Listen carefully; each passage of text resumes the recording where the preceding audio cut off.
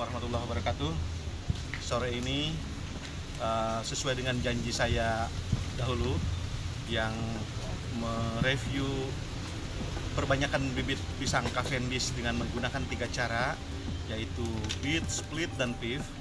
2 metode yaitu beat dan split sudah kita evaluasi dalam 2 video yang terpisah. Hari ini saya akan mencoba melakukan review atas metode perbanyakan anakan pisang. Dalam hal ini saya menggunakan pisang VIA 17 dengan metode pif. Nah, seperti teman-teman petani pisang yang sudah ketahui, metode pif ini awalnya dikembangkan di wilayah Afrika, dan ini ternyata sangat efektif karena dari satu bonggol anakan pisang bisa dihasilkan belasan, puluhan, bahkan pada kondisi terbaik bisa menghasilkan 100 anakan dari satu bonggol pisang. Nah, ada beberapa clue yang mengiringi metode pif ini, dan ini yang sangat jarang diungkap dalam video-video atau literatur yang membahas tentang pif ini. Hari ini kita coba kupas tuntas apa sih sebenarnya metode pif dan kelebihannya. Hari ini saya ada bersama beberapa contoh bibit pisang Cavendish VIA 17. Metode pif itu sendiri seperti yang pernah saya ulas pada video terdahulu adalah metode perbanyakan dengan menggunakan bonggol pisang yang kemudian disilang atau di cross di bagian titik tumbuhnya atau di bagian apical meristemnya, sehingga pertumbuhan anakan pisang tetap ada di sekitar apical meristem, tapi dalam jumlah yang lumayan banyak. Ini beberapa contoh. Pada tahap awal mungkin bisa di-shot lebih jelas. Pada tahap awal seperti ini. Jadi dari satu titik tumbuhnya ini, dari senternya, ini bisa terlihat 1, 2, 3, 4, 5, 6, 7, 8, 9, 10. Ini 10 titik anakan, karena dia tersebar 11 bahkan 12. Ini contoh betapa dari satu metode perbanyakan pif ini bisa dihasilkan beberapa anakan sekaligus. Namun pada tahap awal ini yang harus disikapi dengan sangat hati-hati. Kunci utamanya adalah bahwa pif ini sebenarnya kuncinya ada pada mematikan anakan generasi pertama atau primary sprouting.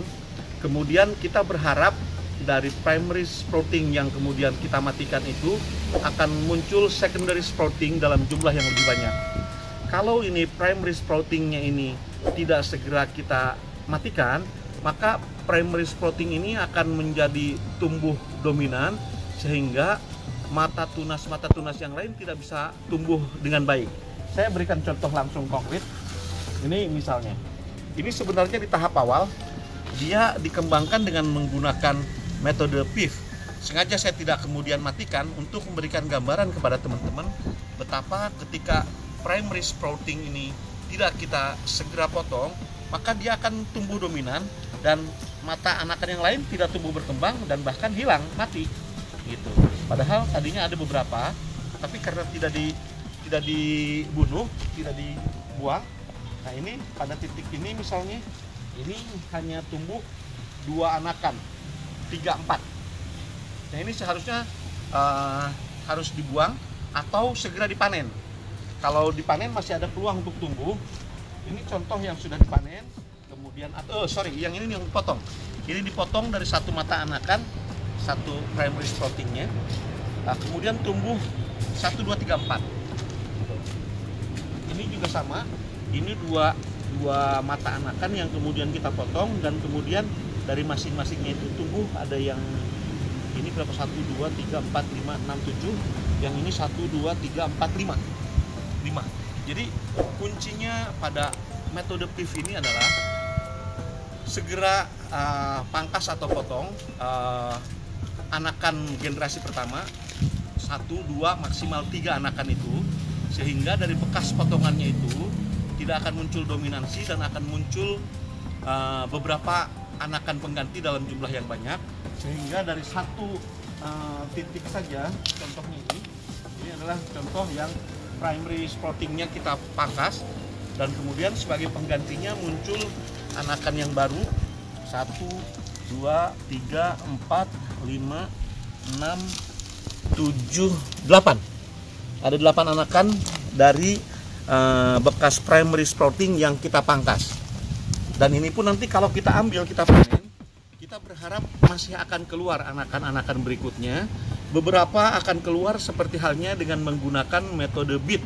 Jadi anakannya keluar dari samping, beberapa tetap keluar dari atas. Seperti halnya ada, nah ini generasi keduanya.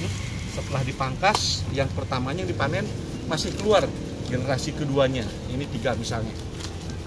Jadi kuncinya adalah metode PIF ini yang pertama di cross atau disilang di bagian apical meristemnya.